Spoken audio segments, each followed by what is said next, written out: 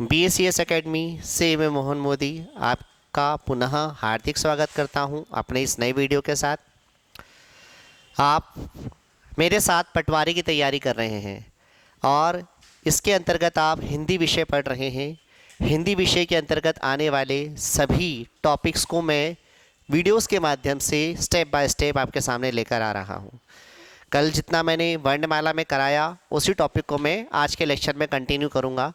इसी तरह से आगे आने वाले लेक्चर्स में भी आप मेरे टॉपिक्स को जो इससे रिलेटेड हैं वो आगे देखते रहेंगे। ठीक है, तो मैं कल के टॉपिक को कंटिन्यू करता हूं आज के लेक्चर में। हम कल के लेक्चर में जैसे हम लोग पढ़ रहे थे वर्णमाला में स्वर, व्यंजन, इन सब के बारे में हमें पढ़ना होता है। स्वर के बारे में हम लोग परिभाषाएं स्वर की और व्यंजन की दोनों की हम लोगों ने समझी है। इसके साथ साथ स्वर की क्या होता है, कितने प्रकार के होते हैं और स्वरों का वर्गीकरण, स्वरों के वर्गीकरण पर हम लोग फोकस कर रहे थे। जैसा कि मैंने आपको बताया था कि हम स्वरों का वर्गीकरण जो है वो 6 भागों में बांट के कर रहे हैं। 6 भागों में से कौन कौन से भाग हैं जरा बताएं। स्वरों के वर्गीकरणों के 6 भाग। सबसे पहला जो हम लोगों ने पढ़ा है, देखिए ये चीज मैं आपके सामने वापस रख रहा हूं। 6 वर्गीकरण के भाग हैं। कौन कौन से हैं ध्यान देंगे। सबसे पहला तो है हमारे पास संख्यात्मक वर्गीकरण। ठीक है, संख्यात्मक वर्गीकरण जिसमें हमने स्वरों को संख्या के मान से क्या किया था, बांटा था। फिर हम पढ़ रहे हैं विकार के अनुसार। विकार के अनुसार में हमने स्वरों को ह्रस्व स्वर, दीर्घ स्वर और संयुक्त स्वर में बांटा था। इसके बाद आता है हमारा मात्रा के अनुसार। मात्रा के अनुसार में ही हमने पढ़ा था वार्णिक वर्गीकरण। मतलब जब हम स्वरों को मात्रा के अनुसार बांटें तो स्वर किस तरह से होंगे, एक मात्रिक, द्विमात्रिक और त्रैमात्रिक। वर्णों के हिसाब से स्वरों को बांटा जाए तो एक वार्णिक, द्विवार्णिक और त्रैवार्णिक, है ना। इस प्रकार से स्वरों को बांटा जा सकता है। फिर बात की थी हम लोगों ने कल के ही लेक्चर में उच्चारण के अनुसार। उच्चारण के अनुसार में भी हमने स्वरों को 3 तरह से बांटा था। 3 तरह से कौन कौन से थे, अनुनासिक, निरनुनासिक और अयोगवाह, है ना। ये मैंने कल के लेक्चर में बताया ही था आपको। अनुनासिक मतलब जिसका उच्चारण नाक के माध्यम से करते हैं, निरनुनासिक में नाक के माध्यम से उच्चारण नहीं होता। और अयोगवाह की 2 श्रेणियां मैंने आपको कल बताई थी, अनुस्वर और विसर्ग। ठीक है, इसके बारे में अगर आपको डिटेल समझना है तो कल का लेक्चर जरूर देखिएगा। ठीक है, फिर मैंने इसी के बारे में आपको बताया था जीभ के प्रयोग के आधार पर। जीभ के प्रयोग के आधार पर स्वरों को बांटा था। कल हम लोगों ने ये सारी चीजें क्या करी थी, कल के लेक्चर में और परसों के लेक्चर में हमने समझी थी। 2 दिन के लेक्चर में हम लोग स्वरों के वर्गीकरण में ये 5वें नंबर तक हम क्लियर कर चुके थे। आज हम पढ़ने जा रहे हैं 6ठे नंबर पे विशिष्टता के आधार पर। विशिष्टता के आधार पर, ठीक है।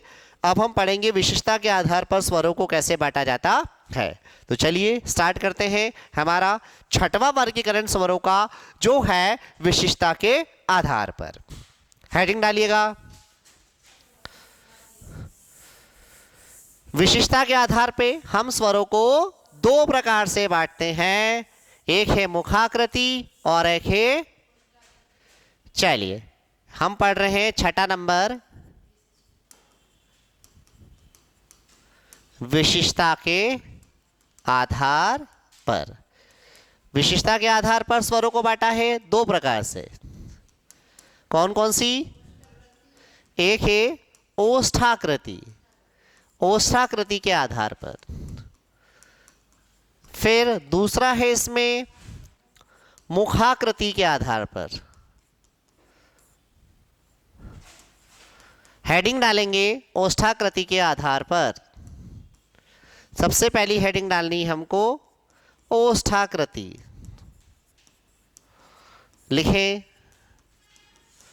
जब स्वरों को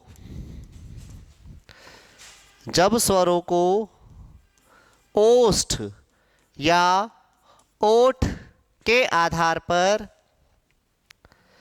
जब स्वरों को ओष्ठ या ओठ के आधार पर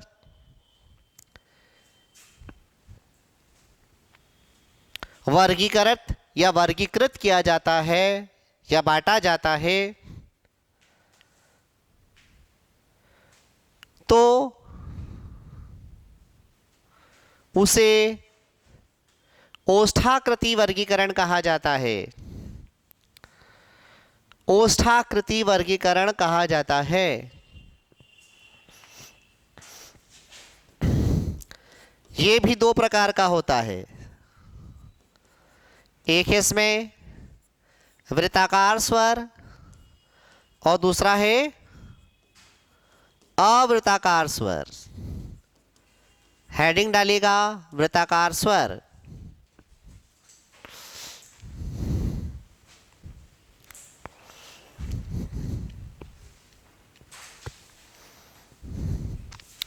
वृत्ताकार स्वर हेडिंग डालें।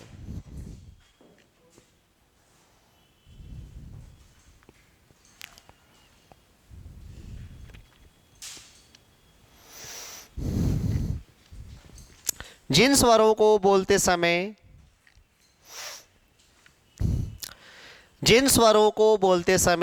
हमारे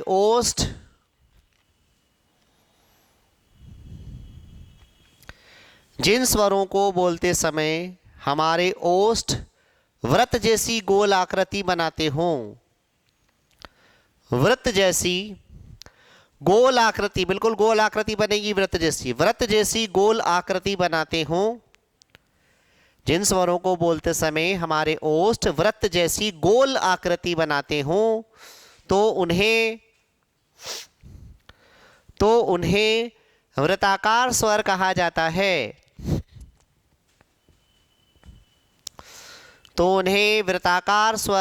जाता है। इनकी संख्या 4 है। कौन कौन से 4? जिनमें वृत्त जैसी गोल आकृति बन रही है,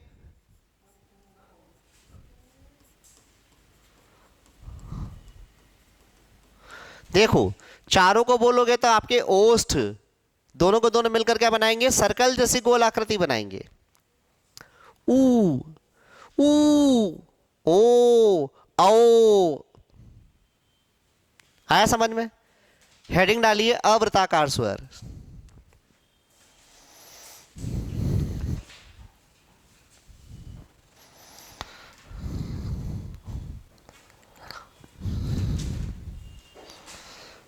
जिन स्वरों को बोलते समय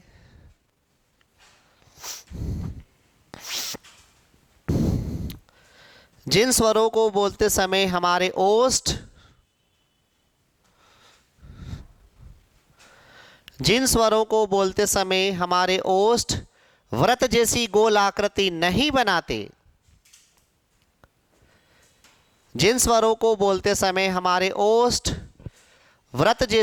आकृति नहीं बनाते,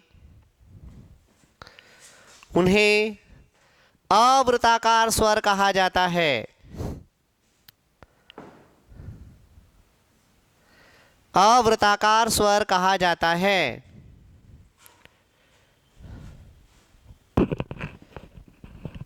इनकी संख्या 7 है।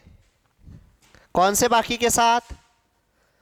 अ, आ, ई,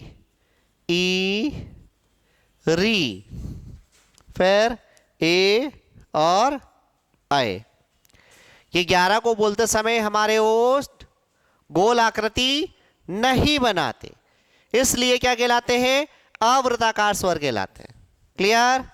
यह वर्गीकरण का कौन सा आधार कंप्लीट किया? ओष्ठाकृति वाला कंप्लीट किया। हम पढ़ क्या रहे हैं? स्वरों का वर्गीकरण, 6वां वर्गीकरण, जो किसके आधारित था? विशिष्टता पर आधारित था। इसको 2 भागों में बांटा था, ओष्ठाकृति और मुखाकृति। ओष्ठाकृति में हमने वृत्ताकार अवृत्ताकार में बांट दिया। अब हम पढ़ने जा रहे हैं मुखाकृति के आधार पर। हेडिंग डालिएगा मुखाकृति के आधार पर। डाला? मुखाकृति के आधार पर स्वर 4 प्रकार के होते हैं। मुखाकृति के आधार पर स्वर 4 प्रकार के होते हैं।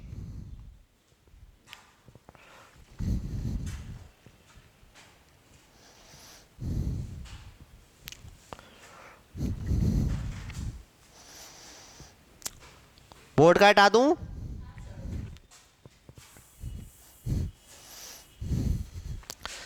सबसे पहले होते हैं संवृत स्वर।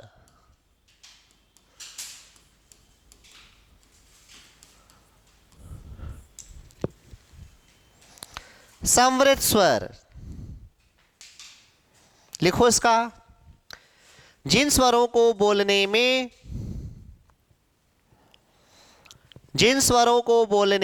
हमारा मुख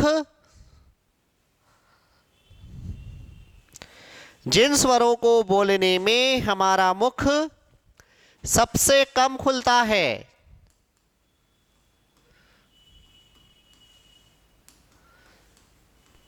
ऐसे स्वरों को संवृत स्वर कहा जाता है। ऐसे स्वरों को संवृत स्वर कहा जाता है। इनकी संख्या 5 है। इनकी संख्या 5 है। कौन से 5? देखो, इनको बोल रहे हैं तो हमारा मुंह क्या हो रहा है? सबसे कम खुलेगा। ठीक, कैसे? ई, ई, ऊ, री। मुंह खोलने को देखो आप। ई, ऊ, री। सबसे कम मुंह खुला।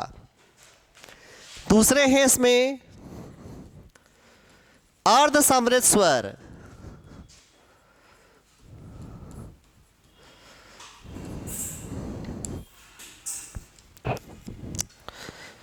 अर्ध संवृत स्वर जिन स्वरों को बोलने में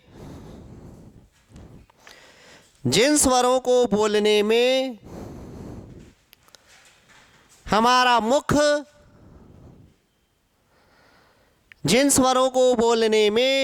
मुख संवृत स्वर से अधिक खुलता है। संवृत स्वर से अधिक खुलता है। इन्हें अर्ध संवृत स्वर कहा जाता है। इन्हें अर्ध संवृत स्वर कहा जाता है।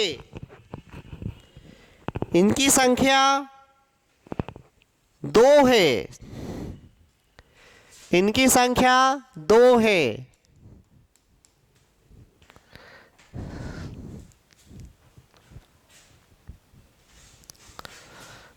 ए और ओ। फिर आएगा आपका अर्ध विवृत स्वर। अर्ध विवृत स्वर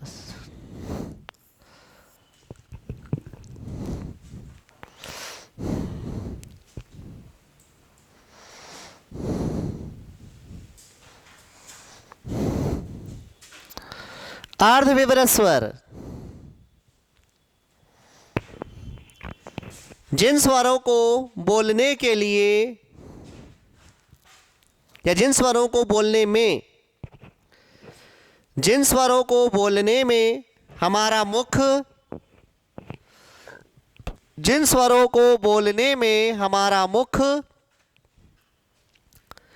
अर्ध संवृत स्वर से अधिक खुलता हो। जिन स्वरों को बोलने में हमारा मुख अर्ध संवृत स्वर से अधिक खुलता हो, उन्हें अर्ध विवृत स्वर कहा जाता है। उन्हें अर्ध विवृत स्वर कहा जाता है। इनकी संख्या 3 है।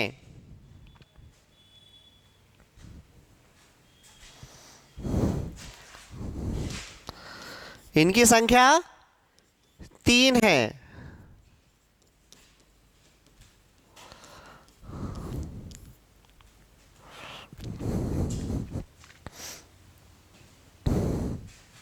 लिख लिया? 3 नाम लिख लिए।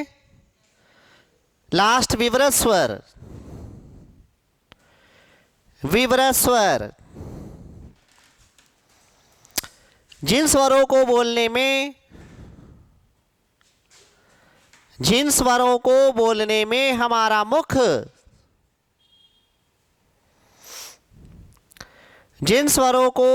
में हमारा मुख सबसे अधिक खुलता हो, जिन स्वरों को बोलने में हमारा मुख सबसे अधिक खुलता हो उसे विवरा स्वर कहा जाता है।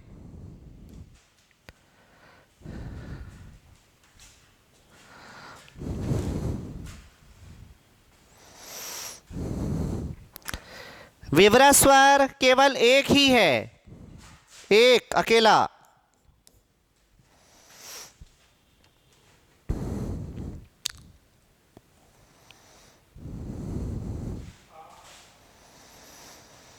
ठीक है, अब इसको हम बोलना सीखते हैं। कैसे? मुख खुलने के आधार पे चारों में बांटे।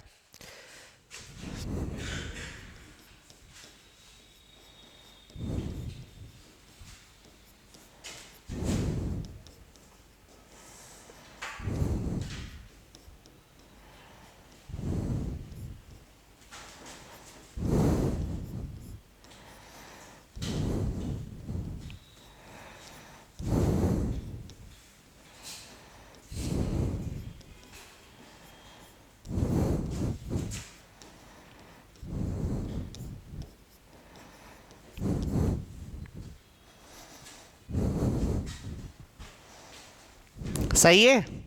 मैथ्स का logic, is greater is smaller, ऐसे ही होता है।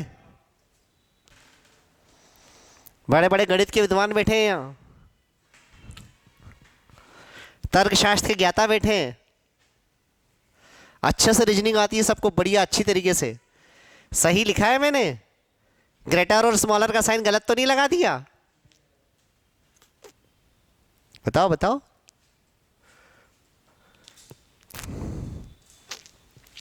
समझें? चलो शुरुआत करते हैं समृद्ध स्वर से। हमारा मुंह कितना कितना खुलता है उस पर ये चलेंगे। सबसे पहले समृद्ध में सबसे कम मुंह खुल रहा 5 हैं। ई ई ऊ री, ऋषि नहीं री। फिर उससे ज्यादा ए ओ, अ ऐ औ आ। आ में पूरा मुंह खुल जाता है, ठीक? इसलिए आ क्या एकमात्र विवृत है। सबसे छोटा संवृत, उससे बड़ा अर्ध संवृत, इसमें ज्यादा मुंह खुलेगा। इससे ज्यादा मुंह खुलेगा अर्ध विवृत में, उससे ज्यादा बड़ा या सबसे ज्यादा मुंह खुलना है आपका विवृत में। क्लियर? अब अगला टॉपिक डालिए इसी में, स्वरों के अन्य, लिखो स्वरों के अन्य तथ्य। तथ्य ऐसा लिखिएगा, स्वरों के अन्य तथ्य। कुछ और जानकारी दे रहा हूं स्वरों के बारे में, एक्स्ट्रा जानकारी। स्वरों के अन्य तथ्य में पहला लिखिए, बोर्ड का हो गया सबका? हटा दूं? कोई लिख तो नहीं रहा?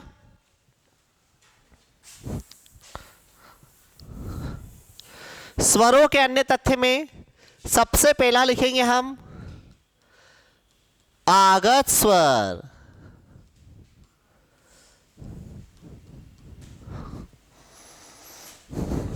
क्या जानते हो आगत स्वर के बारे में? पता हो तो बताओ। हैं? कुछ नहीं जानते? कुछ नहीं जानते, जानते भी लगा रहे हो, फिर बोल रहे हो कुछ नहीं। अच्छा, तो मैं क्या समझूं? जानते हैं लेकिन कुछ नहीं। जानते हैं लेकिन कुछ नहीं। तो बोला ना, कुछ नहीं जानते, जानते तो हैं पर कुछ नहीं जानते, कुछ नहीं। लिखें आगत स्वर। जो स्वर हमारी अपनी भाषा के स्वर नहीं है। स्वर लिखना, गलत मत लिख देना। जो स्वर हमारी अपनी भाषा के स्वर नहीं हैं, दूसरी भाषा से हमारी भाषा में आए हैं। जो स्वर हमारी अपनी भाषा के स्वर नहीं हैं, दूसरी भाषा से हमारी भाषा में आए हैं, ऐसे स्वरों को आगत स्वर कहा जाता है। ऐसे स्वरों को आगत स्वर कहा जाता है। इन्हें विदेशी स्वर भी कहते हैं। इन्हें विदेशी स्वर भी कहते हैं।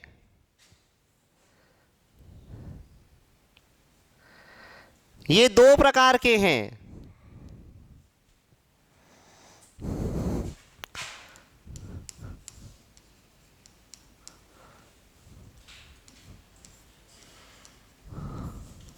पहला,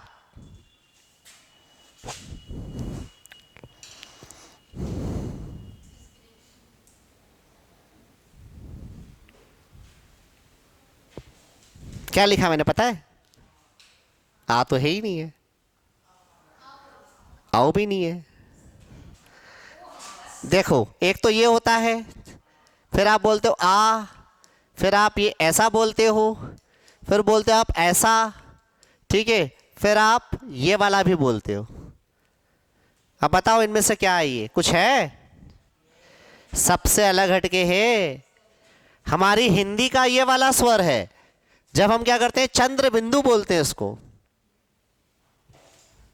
जैसे मैंने लिखा एक शब्द, इसमें क्या करा हमने? चंद्र तो लगाया लेकिन बिंदु ऊपर है। ये हमारी हिंदी का है, लेकिन ये बिना बिंदी का है। वो हमारी हिंदी का है, ये बिना बिंदी का है। बिना बिंदी का चंद्र। हाँ, अब क्वेश्चन पूछा है सही, इसको क्या बोलेंगे हम?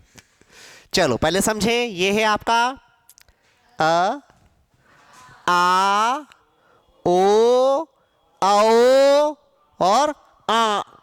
क्या बोलेंगे इसको? गाँव, आ का उच्चारण हो रहा था उसमें। अब ये क्या है जिसमें हम बिंदु को भी हटा देते हैं और बिना बिंदु का चंद्र है। इसका उच्चारण किया जाता है अ। अ के रूप में उच्चारण, अ के रूप में उच्चारण। ओ भी नहीं है, आओ भी नहीं है, अ। अब अ के रूप में उच्चारण हम कैसे करेंगे? लिखो, पहले समझ में आएगा।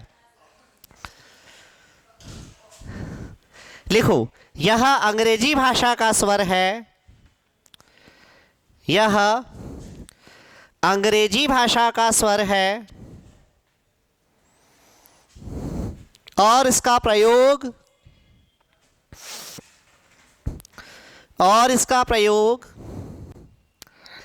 अंग्रेजी भाषा के शब्दों में होता है। यह अंग्रेजी भाषा का स्वर है और इसका प्रयोग अंग्रेजी भाषा के शब्दों में होता है। जैसे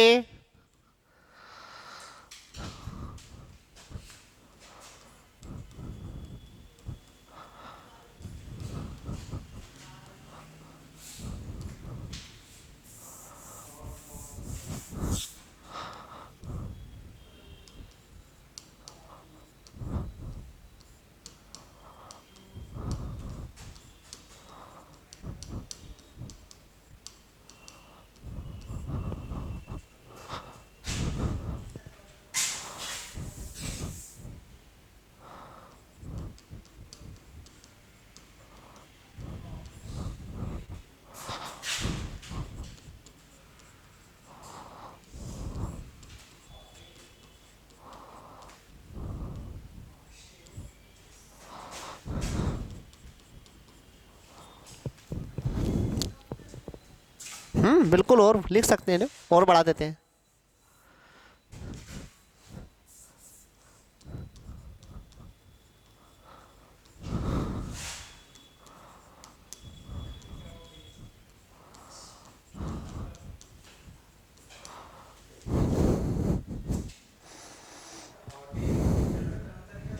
बता रहा हूँ, सब बता रहा हूँ।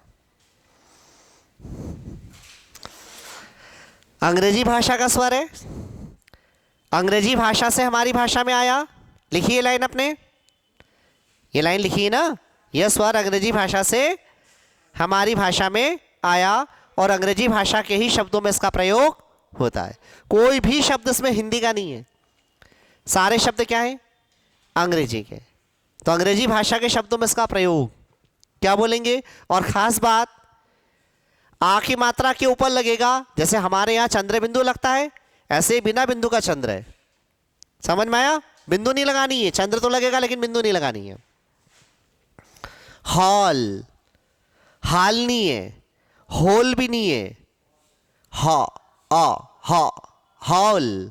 कॉल, फिर कॉपी, का उच्चारण कॉपी।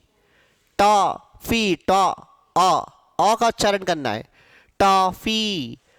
ड्रॉप, डोप नहीं है, ड्रॉप नहीं बोलना है इसको, ड्रॉ, का उच्चारण ड्रॉप। ऑफिस, का उच्चारण ऑफिस।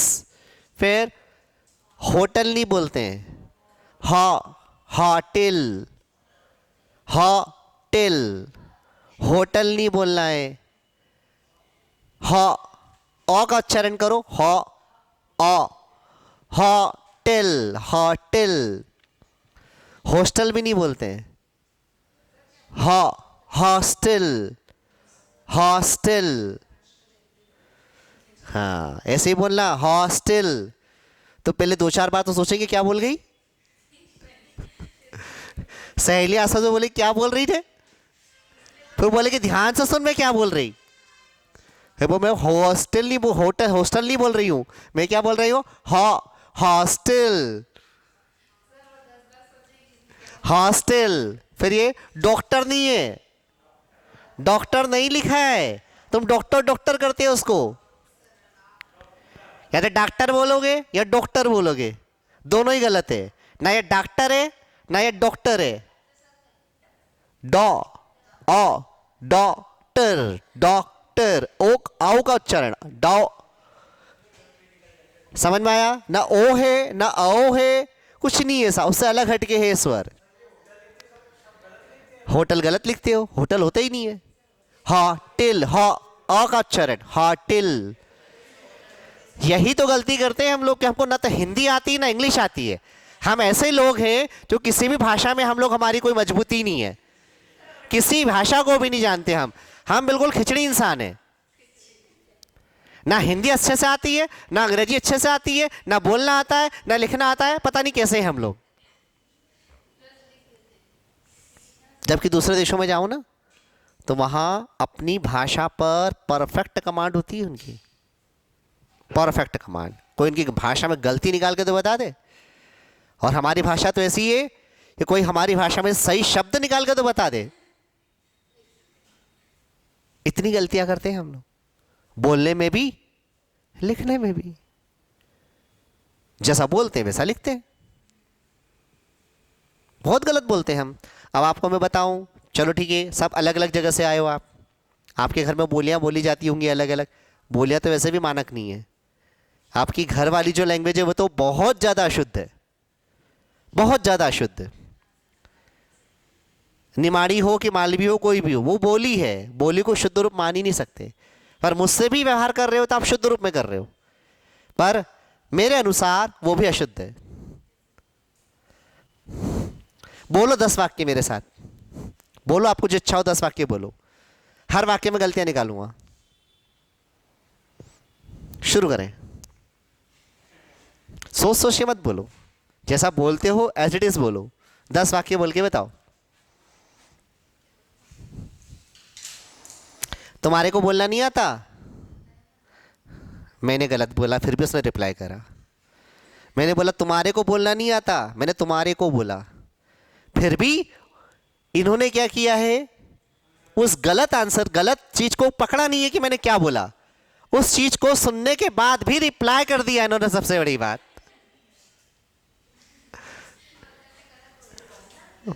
मतलब आप गलतियां शुद्ध अशुद्ध की पहचान करना आपको नहीं आता।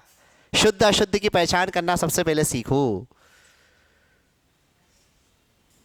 अब मैंने बोला तुम्हारे को कुछ नहीं आता, तुम्हें कुछ नहीं आता, ये सही है। तुम्हें, तुम्हारे को नहीं होता।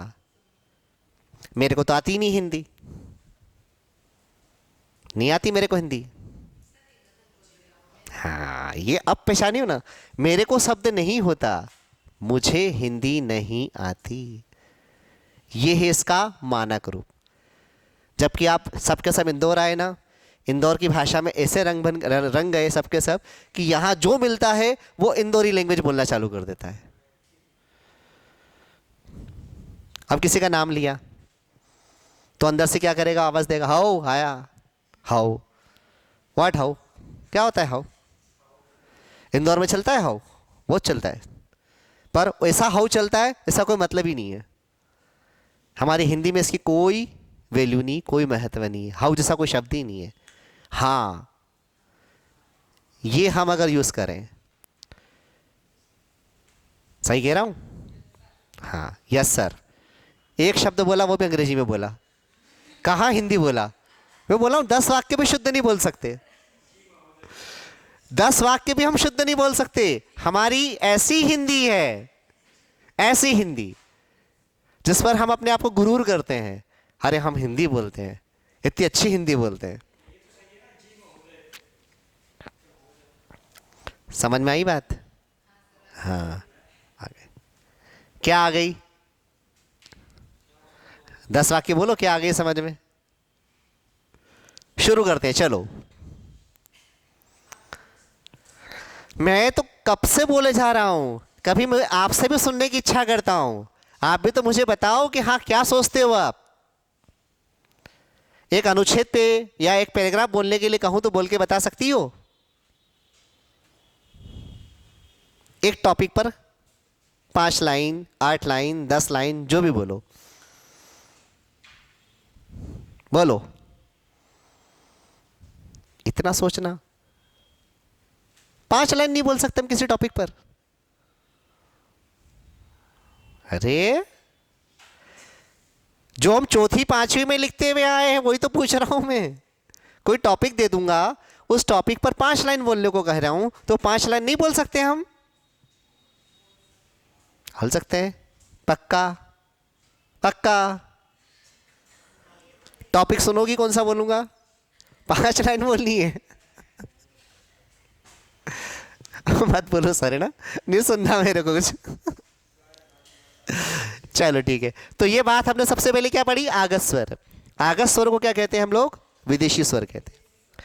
जो स्वर हमारी अपनी भाषा के नहीं है, दूसरी भाषा से हमारी भाषा में आ गए और अपना प्रभाव क्या करते हैं, हमारी भाषा में बनाने लगे हैं, इस कारण से इन्हें क्या कह रहे हैं हम लोग? बाहर से आने के कारण आगत स्वर या विदेशी स्वर।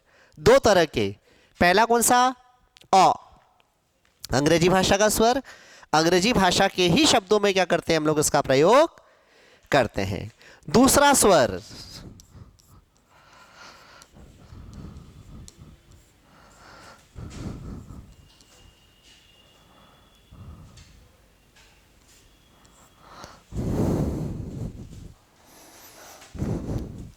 नुक्ता। अब मुझे पता था नुक्ता के नाम से भी 4 लोग हंसेंगे।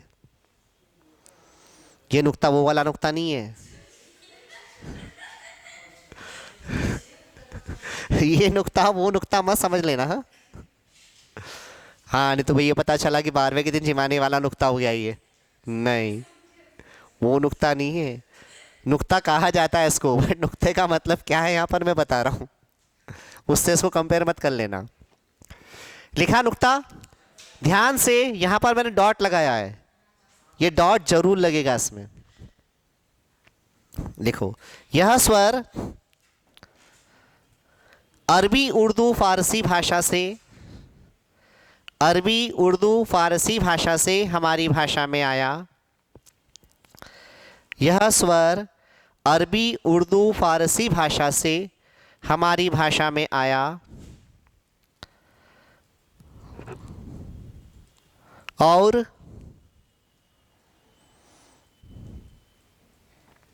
अरबी उर्दू फारसी भाषा के ही शब्दों में, और अरबी उर्दू फारसी भाषा के शब्दों में ही इसका प्रयोग होता है।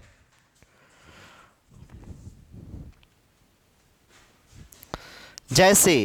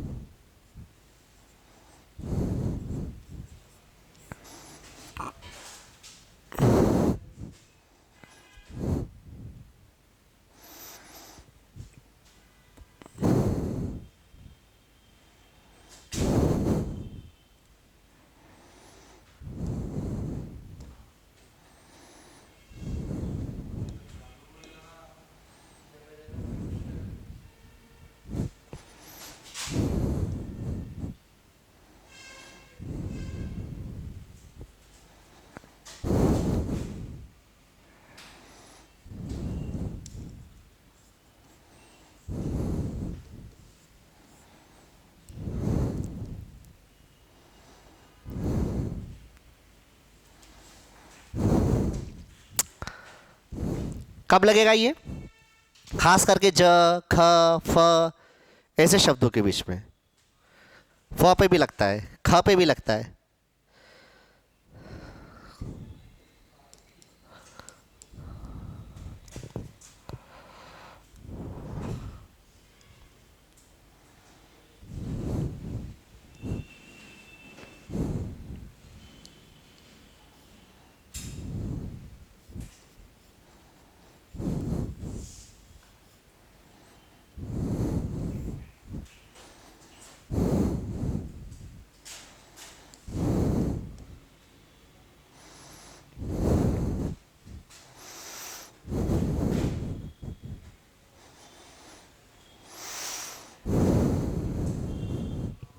हाँ, समझा रहा हूँ। बिंदी ही तो है नुक्ता। क्या इसको बोलने का तरीका बदल जाता है। ये जो घुमावदार चीज आती है ना, खास करके देखो, या तो फ होगा, या ज होगा, या ख होगा। या तो बिंदी यहाँ आएगी ख के यहाँ, या ज के यहाँ आएगी, या फ के यहाँ आएगी। ठीक है, इस तरह से क्या होगा, इसका प्रयोग किया जाएगा। इसको बोलने का तरीका अलग है। अब जैसे आपको लगता है कि मैंने क्या बोला, जन्नत लिखा है। जन्नत नहीं है ये जन्नत लिखा ही नहीं है। ज के यहाँ पर क्या लग गया, नुक्ता लग गया। अब नुक्ता लग गया तो इसका प्रयोग बिल्कुल अलग तरीके से होगा। जन्नत नहीं है, जन्नत, ज जन्नत। जन्नत नहीं है, जहन्नत, जह।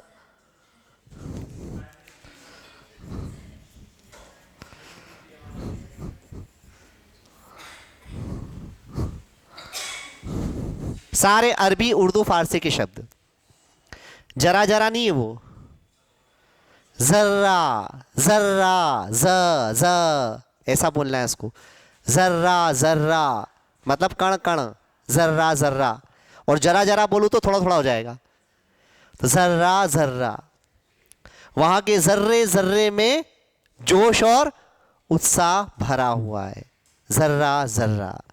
फिर जहन्नुम नहीं लिखा है, जहन्नुम, जह, जहन्नुम। जीनत, फारुक, जह नसीब।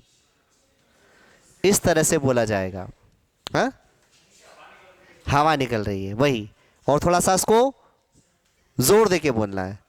अब जोर जोर बोल रहे, जोर भी नहीं होता, जोर नहीं होता, जोर जोर जोर, ज इस तरह से इसका उच्चारण।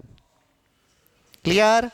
ये था आपका पहला स्वर था अ, दूसरा नुक्ता। मैंने ये आगत स्वर आपको लिखा दिए। एक लास्ट चीज बची है अपने स्वरों में, वो लिखकर स्वर कंप्लीट। कल के लेक्चर से फिर व्यंजन स्टार्ट। ठीक है ना, ये लिख लो, हटा रहा हूं उसको मैं। डॉट लगाइएगा, डॉट लगा लिए, वहां डॉट नहीं लगाना है लेकिन यहां डॉट जरूर लगेंगे। हटाऊं, चलो इसके बाद हम पढ़ रहे हैं सजातीय और विजातीय स्वर। सेकंड नंबर है हमारा सजातीय एवं विजातीय स्वर। हेडिंग डालिए सजातीय स्वर।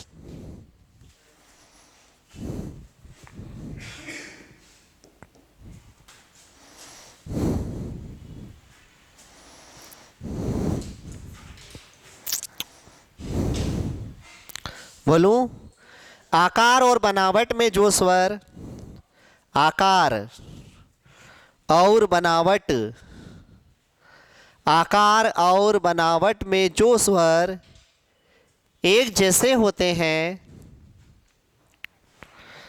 आकार और बनावट में जो स्वर एक जैसे होते हैं उन्हें सजातीय स्वर कहा जाता है। उन्हें सजातीय स्वर कहा जाता है।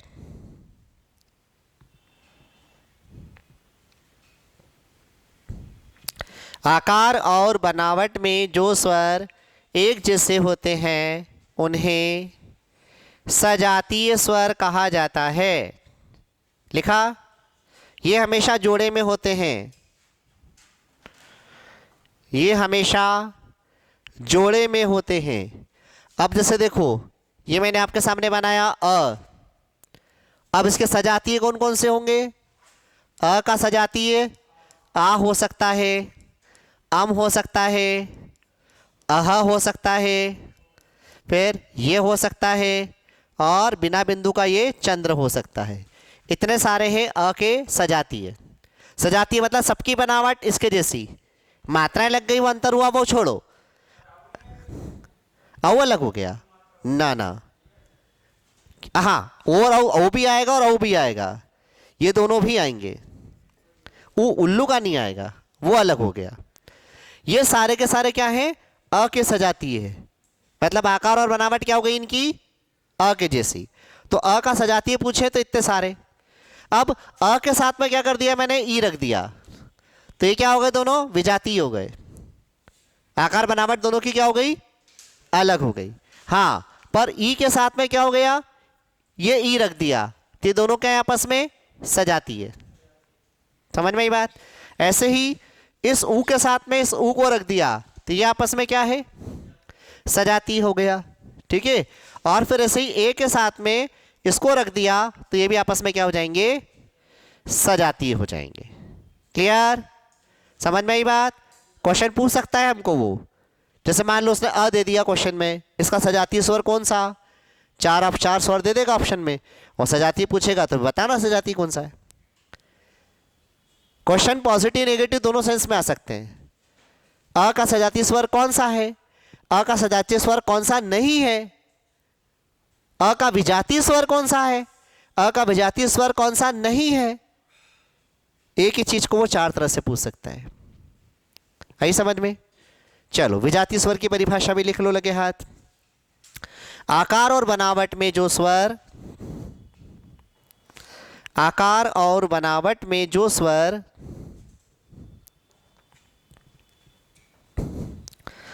आकार और बनावट में जो स्वर एक दूसरे से अलग होते हैं, एक दूसरे से अलग होते हैं, उन्हें विजातीय स्वर कहा जाता है। उन्हें विजातीय स्वर कहा जाता है। अब इनकी आकार बनावट अलग अलग कर देंगे। कैसे बताएंगे विजातीय? अ के साथ ऋषि रख दो, ई के साथ ऊ रख दो, ए के साथ ओ रख दो, मतलब दोनों के आकार बनावट क्या करना है? अलग अलग बना के 3-4 जोड़े बना लो। समझे? अरे मान लो अ के साथ क्या रख दिया हमने? ई रख दिया, ई के साथ क्या रख दिया हमने? ऋ ऋषि का रख दिया, ऋ ऋषि के साथ क्या रख दिया, मान लो हमने ऊ या औ रख दिया। फिर ये अम है, अम के साथ क्या रख दिया, मान लो हमने ये आपका अम है, अम के साथ क्या रख दिया, मान लो हमने यहाँ पर ए रख दिया। ठीक है, ये अम के साथ ए रख दिया। किसी के साथ में कुछ भी रख दो, लेकिन इसके आकार बनावट क्या होना चाहिए, अलग अलग होना चाहिए। तो उसे क्या कहेंगे हम, विजातीय कहेंगे। ये स्वर फाइनली क्या हो गया आपका, आज कंप्लीट हो गया। अब कल के लेक्चर से स्टार्ट करेंगे हम व्यंजन और व्यंजनों का वर्गीकरण। ठीक है, आशा करता हूं स्वरों का वर्गीकरण आपको भी समझ में आया होगा। ठीक है, स्वरों का वर्गीकरण आपको भी समझ में आया होगा। तो स्वरों के वर्गीकरण में अगर आपको समझ में नहीं आया है तो मेरे पिछले वीडियोस को देखिएगा, जिससे कि आपको शुरुआत से क्या होंगे स्वर अच्छे से समझ में आएंगे। ठीक है, अगर आपको समझ में आ रहा है तो मेरे साथ इसी तरह से बने रहिएगा और मेरे चैनल को, BSCS के चैनल को, हमारी एकेडमी के चैनल को लाइक, शेयर, सब्सक्राइब जरूर करिए, कमेंट जरूर करिए। जितने ज़्यादा व्यूज़ बढ़ेंगे, जितने ज़्यादा सब्सक्राइब होंगे और नए नए वीडियोस लेकर हम आपके पास में आते रहेंगे। नए वीडियो के साथ में आपके सामने और भी अच्छे तरीके से आपको लाते रहेंगे। तो आपके कमेंट्स, आपकी लाइक्स हमारे को और अच्छा वीडियो बनाने के लिए प्रेरित करती है। इसलिए आप अपने फ्रेंड्स को भी करिए कि वे हमारे चैनल को सब्सक्राइब करें, हमारे वीडियो को लाइक करें, कमेंट करें और ज़रूर इसे कमेंट जरूर करिएगा। कमेंट करने से हमें पता चलता है कि आपको कितना समझ में आ रहा है, कितना नहीं। चलिए, तो कल से हम स्टार्ट करेंगे व्यंजन इसी समय पर। तो व्यंजन समझने के लिए इसी तरह से मेरे साथ जुड़े रहेंगे व्यंजन के लिए कल। तब तक के लिए शुभ रात्रि।